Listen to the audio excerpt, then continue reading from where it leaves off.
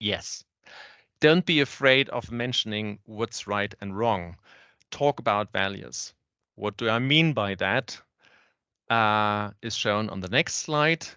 There are a couple of things to know about values.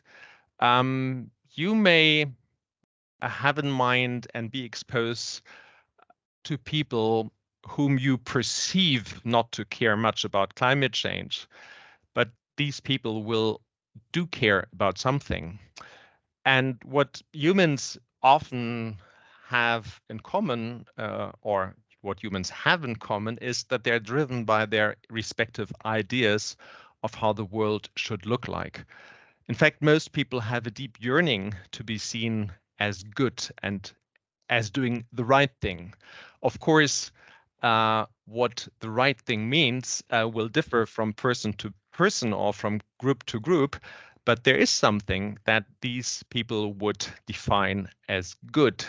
And usually, or in almost all cases, it's something that is in fact positive, that has value. So talking with others about the values you share with them um, is a useful strategy to engage in climate communication. And you will be surprised to find out that with many people, you have many values that you share. And this builds a strong basis for collective action. Let's have a look at what I mean with values.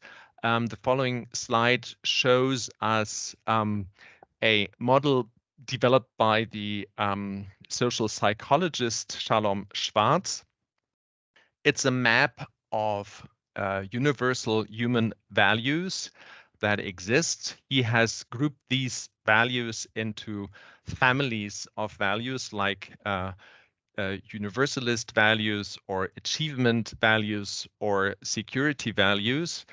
And there are some values. Let's look into the upper right-hand corner, like equality, a world of peace, social justice, protecting nature, that may resonate very smoothly with climate policy.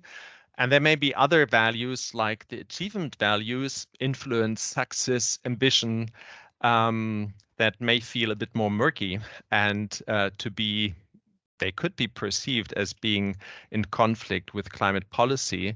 The point here is my argument is that every single value you see on this map can be useful, and there will be people who think that any given value is holy, important, sacred to them.